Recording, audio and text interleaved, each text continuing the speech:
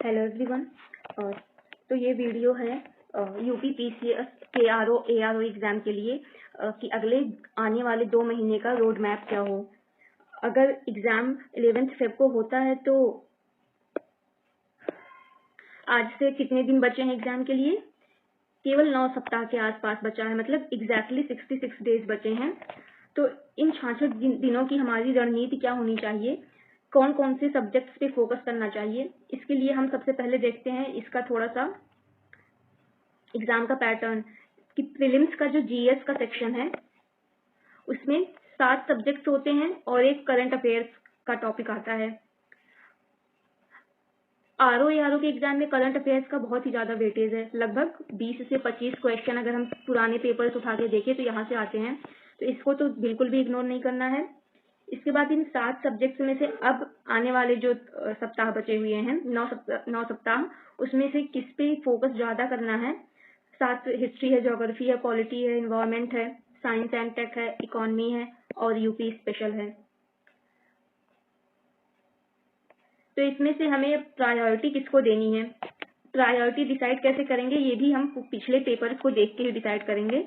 और पिछला पेपर देखने पे ये पता चलता है कि जो ज्योग्राफी के क्वेश्चंस हैं, इंडियन ज्योग्राफी और वर्ल्ड ज्योग्राफी दोनों, मोस्टली वर्ल्ड ज्योग्राफी से इसमें ज़्यादा आता है, तो यहाँ पे हम वर्ल्ड को ज़्यादा वेटेज दे दें और इंडियन को थोड़ा सा कम।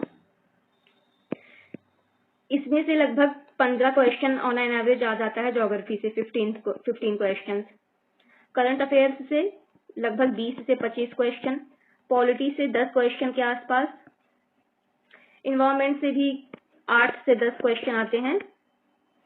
साइंस सेक्शन में देखें तो सबसे ज़्यादा बायो से आता है, उसके बाद केमिस्ट्री से आता है और फिर मॉडर्न हिस्ट्री और एक इम्पॉर्टेंट सेगमेंट है यूपी स्पेशल का। अभी हम देखेंगे आगे कि यूपी स्पेशल में क्या क्या मेनली पूछा जाता है। तो हम सब्जेक्ट्स में इस हिसाब से डिवाइड कर लें कि सबसे पहले ज्योग्राफी पढ़ें। करंट तो डेली 1 से 2 घंटे देने हैं, 1 से 2 घंटे करंट को देना ही देना है। इसके बाद ज्योग्राफी का हम डिवाइड कर लें वर्ल्ड, फिर इंडियन ज्योग्राफी को 1 सप्ताह दे दें पहला, स्टार्टिंग का पूरा अभी। इसके बाद पॉलिटी, सबने एक बार तो सिलेबस खत्म ही कर लिया होगा अब तक, तो पॉलिटी के रिवीजन के लिए अब कितना दिन देना है, मैक्स टू मैक्स 4 दिन। जिसने 2 बार तक रिवीजन कर लिया होगा उसकी पॉलिटी 2 दिन से 3 दिन में भी खत्म हो जाएगी, क्योंकि जो यूपी पीसीएस की पॉलिटी है उसमें बहुत ज्यादा डिटेल में नहीं पूछा जाता है।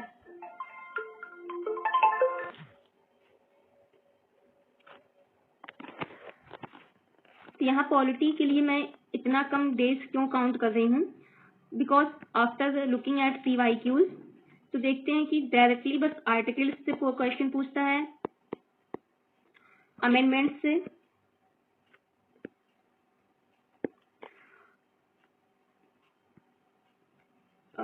इसके बाद कमिटीज के नाम से, जैसे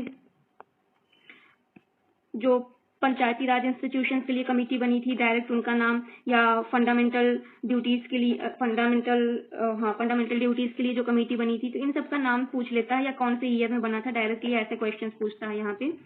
और फिर चैप्टर्स में प्रियम्बल, अगर आप लक्ष्मीकांत से पढ़े हैं तो एक बार preamble, fundamental rights, fundamental duties और DPSP, ये डिटेल में पढ़ लेना है थोड़ा सा। और इसके बाद स्टेट लेजिस्लेचर और पार्लियामेंट, इसके साथ ही सुप्रीम कोर्ट, हाई कोर्ट्स के इम्पोर्टेंट आर्टिकल्स, और इन सब में ही हमें ज्यादातर आर्टिकल्स पे ही फोकस करना है।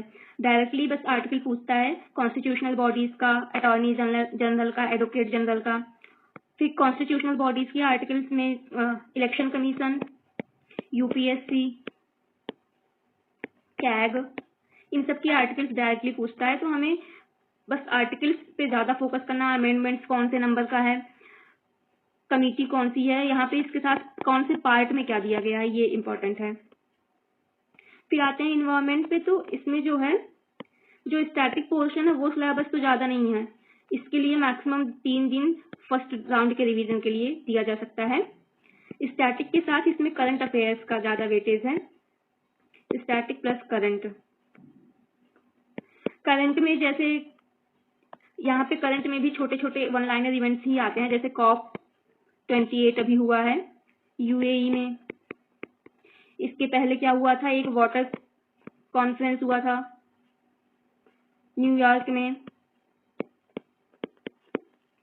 इसके पहले एक और न्यूज था वाटर बजट का। तो ऐसे छोटे छोटे न्यूज जो हैं वन लाइनर वाले, ये केरला लेके आया था। और कुछ इन्वेंशंस हुए हैं, जैसे कुछ ऐसे इन्वेंशंस जो इन्वायरमेंट पे पॉजिटिव इम्पैक्ट दें। अभी एक ग्लेशियर आइसबर्ग है जो टूटा है अंटार्कटिका से, उसका डायरेक्टली नाम पूछ सकता है। आइसबर्ग एक अंटार्कटिका से टूट के अपने नॉर्थ की ओर मूव कर रहा है। ये अंटार्कटिका है तो आइसबर्ग इधर की तरफ मूव कर रहा है। उसका डायरेक्ट नाम एक कोड लैंग्वेज जो साइंस में दी जाती है, ए समथिंग ए करके नाम है। ये बहुत इंपॉर्टेंट है कि वन लाइनर में डायरेक्ट पूछ ले व्हाट इज दिस। तो इन्वायरमेंट के बाद जब हम बायो पे आते हैं, बायो बहुत इंपॉर्टेंट सेगमेंट है। इसमें जिसका थोड़ा मतलब जो साइंस बैकग्राउंड का नहीं है वो एटलीस्ट बायो को 4 to 5 डेज दे दे अच्छे से, क्योंकि बायो में ऐसा है कि अगर आएगा तो आपका सही होगा, नहीं आएगा तो तुक्का लगाने का चांस नहीं है। और इसमें अच्छे से 4 से 5 दिन देना ही देना है, थोड़ा और दे सकते हैं 6 दिन तक। फिर केमिस्ट्री में 3 दिन सफिशिएंट होगा, 3 डेज का जो टाइम है इसके लिए सफिशिएंट होगा केमिस्ट्री के लिए। अभी केमिस्ट्री में इंपॉर्टेंट सेगमेंट्स हो जाते हैं। कुछ कुछ नए नए इंडिया में जो है एलिमेंट्स खोजे गए हैं, जैसे कहीं पे टंगस्टन खोजा गया है तो कहीं पे लिथियम खोजा गया है, वैनेडियम खोजा गया है। तो ऐसे लिथियम कहाँ पे मिला है, ये जम्मू एंड कश्मीर में मिला है। वैनेडियम मिला है गुजरात में। तो ऐसे ऐसे कुछ कुछ एलिमेंट्स जो है इंडिया में डिस्कवर किए गए हैं वो। और केमिस्ट्री में कुछ जो डेली यूज की वस्तुएं होती हैं उनका केमिकल फॉर्मूला, केमिकल नेम जो उनका साइंटिफिक नेम होता है, जैसे वॉशिंग सोडा का क्या नाम है, ये सब ज्यादा इंपॉर्टेंट होता है वन लाइनर। इसके बाद हम मॉडर्न हिस्ट्री पे आ जाते हैं। मॉडर्न हिस्ट्री अगर आपने पहले से पढ़ रखा है तो इसमें 3 दिन मैक्सिमम लगेगा रिवीजन के लिए। 3 दिन फिर भी मैं ज्यादा ही बता रही हूँ। अगर पर डे आप 5 to 6 आवर्स दे रहे हैं जीएस को तो 2 दिन में खत्म हो जाएगा मॉडर्न हिस्ट्री। जैसे क्वेश्चंस आरओ एआरओ में पूछे गए हैं उसके बेसिस पे 3 दिन में ये खत्म हो जाएगा। मतलब मोस्टली टाइमलाइन पूछता है, वायसराय का नाम पूछ लिया, उसके पीरियड में क्या काम हुआ था ये पूछ लिया। टाइमलाइन तो बहुत ही बार पूछता है। बैटल्स का और उसके टाइम पे कौन सी ट्रीटीज हुई थी। तो ऐसे जब पीवाईक्यू का एनालिसिस करते हैं तो ये ट्रेंड पता चल जाता है कि कहाँ से ज्यादा क्वेश्चंस पूछे जा रहे हैं। इसके बाद आते हैं हम यूपी स्पेशल। यूपी पीसीएस में तो उतने क्वेश्चंस नहीं पूछता यूपी स्पेशल से, लेकिन आरओ का जो पीवाईक्यू है उसको देख के पता चला है कि यहाँ पे यूपी स्पेशल का अच्छा खासा वेटेज है। तो इसको हम अभी आगे देखते हैं यूपी स्पेशल में क्या क्या देखना है, स्पेशली इसको थोड़ा डिटेल में देख लेंगे। इसके बाद आता है करंट अफेयर्स जो एक मेजर पोर्शन रखता है। इसके लिए अब इसका सोर्स क्या होगा, ज्यादातर इस पे डाउट होता है।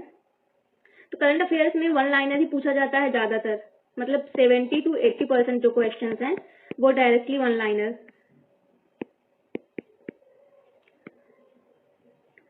अब इसमें प्रायोरिटी क्या रखनी है कि फरवरी में एग्जाम होना है तो इससे पहले लगभग 20 जनवरी 2024 से लेके पहले हम पीछे के 6 मंथ का देखेंगे। इसके बाद जब ये अच्छे से 6 मंथ का पीछे वाला कंप्लीट हो जाएगा फिर उसके पीछे का 6 महीने का देख लेंगे हम ऊपर से। ज्यादातर क्वेश्चंस जो होंगे ये इसी लास्ट 6 मंथ से आएंगे। यहाँ पे क्या है कि करंट अफेयर्स में इंडेक्स, रिपोर्ट्स, आजकल थीम्स भी पूछने लगा है यूपी पीसीएस में। डेज और उनकी थीम्स, जैसे वर्ल्ड इन्वायरमेंट डे का इस साल थीम क्या था, बीट प्लास्टिक पोल्यूशन। इसके बाद स्पोर्ट्स आजकल एक उभरता टॉपिक बन रहा है सारे एग्जाम्स का, और स्पेशली इस साल तो बहुत ही स्पोर्ट्स हुए हैं, जैसे आईसीसी क्रिकेट हुआ है। इसमें इन सब के जो है शुभांकर, इनके शुभंकर मतलब कि मैस्कॉट, विनर कौन हुआ, होस्ट कौन था, सेकंड विनर कौन था, आईसीसी के साथ ही लास्ट ईयर हुआ था फीफा, क्योंकि फीफा ये 4 साल में एक बार होता है तो ये इम्पोर्टेंट हो जाता है जब तक अगला इवेंट होगा नहीं। एशियन गेम्स बहुत ही ज्यादा चर्चा में था। एशियन गेम्स के बाद जो है बैडमिंटन में, इतना बैडमिंटन चर्चा में है क्योंकि एक जो डबल्स की जोड़ी है सात्विक और चिराग की, ये बहुत ही टूर्नामेंट्स इन्होंने बहुत, जो बैडमिंटन की लैंग्वेज में जो भी गेम का नाम होता है, ये इनकी जोड़ी ने कई सारे जीते हैं, तो ये बैडमिंटन इंपॉर्टेंट हो जाता है। इसके साथ ही नीरज चोपड़ा के जो गेम्स इन्होंने जो इस साल खेले हैं, गोल्ड मेडल पाया, वो इम्पोर्टेंट हो जाता है। उसके बाद एशिया कप है, कुछ लोकल इंडियंस के जो टूर्नामेंट्स है क्रिकेट के, वो फुटबॉल के टूर्नामेंट जैसे डूरांड कप है। इसके बाद हम करंट और साइंस दोनों का पार्ट मान लेते हैं। क्या चीज? Nobel prize. ये एक बहुत ही इंपॉर्टेंट सेगमेंट है। नोबेल प्राइज किसको दिया गया, किस फील्ड में, किस इन्वेंशन के लिए दिया गया, ये बहुत अच्छे से देखना है। इसके बाद सोर्स पे आते हैं, तो एक अच्छी मैगजीन जो यूपीपीसीएस में अभी चल रही है वो आई दृष्टि चल रही है। इसके बाद एक और करना होगा थोड़ा फास्ट में, या तो प्रतियोगिता दर्पण का जो ईयरली कंपाइलेशन है या घटनासार का, इन दोनों में से कोई एक। आई दृष्टि के साथ प्रतियोगिता दर्पण या घटनासार। अब आ जाते हैं यूपी स्पेशल में कौन कौन सा सेगमेंट होता है। यूपी स्पेशल में स्पेशली यूपी की पॉलिटी। अब पॉलिटी में क्या कह सकते हैं, जैसे पहले यूपी का नाम क्या था, यूपी का नाम चेंज की हिस्ट्री क्या है, आगरा कब हुआ, इलाहाबाद कब हुआ, यूनाइटेड प्रोविंस कब हुआ, फिर उत्तर प्रदेश कब हुआ। फिर पॉलिटी में आ जाता है पहले स्पीकर कौन थे, यहाँ पे द्विसदनीय जो लेजिस्लेचर है वो कब आया, पहले चीफ मिनिस्टर कौन हुए, पहली महिला चीफ मिनिस्टर कौन हुई, पहले गवर्नर कौन हुई, पहली महिला गवर्नर कौन हुई, टोटल सीट्स कितनी है लोकसभा में, राज्यसभा में, विधानसभा में, विधान परिषद में। उसके बाद अभी टोटल म्यूनिसिपल कॉर्पोरेशन कितने हैं, टोटल डिविजन्स कितने हैं, टोटल तहसील तो याद करना नहीं जरूरी है, तहसील काफी नीचे स्तर तक चला जाता है। टोटल डिविजन्स हैं। फिर अभी यूपी का जो विधान सभा है, जो बिल्डिंग है, उसको जो सेंट्रल विस्ता के तर्ज पे नया बनाया जाएगा, तो इसका जो कॉन्ट्रैक्ट है वो कौन सी कंपनी को दिया गया है। पॉलिटी से रिलेटेड स्पेशल जो आर्टिकल्स होते हैं इलेक्शन कमीशन का और फिनांस कमीशन का, ये सब पॉलिटी में आ जाएगा यूपी के। फिर एग्रीकल्चर में यूपी का कितना पॉपुलेशन है, कौन कौन से प्रोडक्ट्स में यूपी प्रोडक्शन में फर्स्ट पे है। जैसे अभी इस साल यूपी गेहूं के, व्हीट के प्रोडक्शन में फर्स्ट पे है, शुगर केन में फर्स्ट पे है, आलू मतलब पोटैटो में फर्स्ट पे है। ये कुछ फर्स्ट वाले यूपी के हैं जो इम्पोर्टेंट हैं। टोटल फूड ग्रेन्स में भी है। तो यूपी की टोटल कितनी पॉपुलेशन एग्रीकल्चर में है, एग्रीकल्चर का हमारे जीडीपी में, स्टेट जीडीपी में कितना % योगदान है, ये सब एग्री सेक्टर से इम्पोर्टेंट एरिया होगा।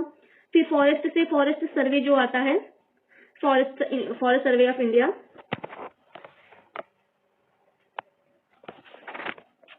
ISFR Indian forest survey report, जो ISFR करके आता है। IFSR रिसेंट में अभी कौन सा है, 2021 वाला डेटा अवेलेबल है, तो हर 2 साल पे ये आता है, तो 2023 का अभी तो आया नहीं है। अगर 2023 का आ जाता है इस बीच में तो 23 वाला डेटा हो जाएगा, नहीं तो 21 वाला डेटा है। तो फॉरेस्ट कितना % है, इसमें फिक्स है कुछ 4-5 क्वेश्चन, कौन से जिले में सबसे ज्यादा है, कौन से जिले में सबसे कम है %, ये सब।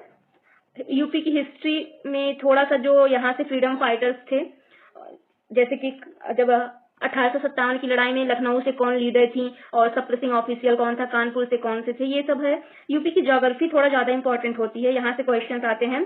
लेक्स का नाम, झीलों का नाम डायरेक्ट पूछ लेता है। रामसर साइट्स यूपी में अभी करंट में कितनी है टोटल, और कौन कौन से डिस्ट्रिक्ट में है। जो यूपी में रिवर्स कौन से सिटी से घुसती हैं, कौन से जिले से आती हैं, और कौन इंपॉर्टेंट सिटीज रिवर के किनारे, जैसे पूछ लेता है गोमती के किनारे लखनऊ और कानपुर किस नदी के किनारे है। ऐसे नेचुरल रिसोर्सेज में कोयला कहाँ पाया जाता है, सैंडस्टोन, यूरेनियम, ये तो केवल एक डिस्ट्रिक्ट में पाया जाता है। यूपी के इम्पोर्टेंट डैम्स, इनका नाम। अब ये वाले क्वेश्चंस जरूरी है करना, क्यों? क्योंकि अगर ये आ जाते हैं तो ये बोनस पॉइंट्स होते हैं, इनमें गलत होने का चांस नहीं है। एक बार पढ़ के रिवीजन करना है, फिर गलत होने का चांस नहीं है। तो ये यूपी स्पेशल बहुत इंपॉर्टेंट है, फिर करंट अफेयर्स है, फिर ज्योग्राफी है। इसके बाद हमें 15 जनवरी तक ऐसा टाइम टेबल बनाना है कि एक बार सारा खत्म हो जाए। 15 जनवरी से 30 जनवरी तक आप यार ले सकते हो कि 2 फरवरी तक कर सकते हैं। 2 फेब तक एक बार और हो जाए, इसके बाद फाइनल रिवीजन 11 तारीख के पहले। जिसका इतना ना हो पाए तो कम से कम 2 रिवीजन तो करना ही करना है, इसलिए मैंने लिखा मिनिमम 2 टाइम्स रिवीजन, ये बहुत जरूरी है। नहीं तो जो यूपी के एग्जाम्स होते हैं बहुत ही ज्यादा फैक्चुअल होते हैं, डेटा डायरेक्टली पूछता है। हाँ, यहाँ पे मैं भूल गई, सेंसस यूपी का बजट और सेंसस यहाँ से डायरेक्ट डेटा पूछेगा, जो इकोनॉमी का पोर्शन कवर करता है करंट में। तो डेटा में सेंसस का डेटा, जनगणना, बजट तो नया आ नहीं पाएगा, पुराना बजट ही जो 2023-24 वाला था, 24-25 का तो आ नहीं पाएगा अभी। इनके डेटा डायरेक्टली पूछेगा। तो ये इंपॉर्टेंट एरियाज हैं जो मैंने हाईलाइट किया है। ये पता चल रहा है कैसे पीवाईक्यू को एनालाइज करके। तो उम्मीद करती हूँ आपको ये बेनिफिट देगा अगर आप फॉलो करेंगे तो। अगला करंट अफेयर्स जो आई दृष्टि का सीरीज चल रहा था, वो मैं मे बी कल या परसों लेके आऊंगी, थोड़ा सा शेड्यूल नहीं बन पा रहा था उसका। Thank you so much.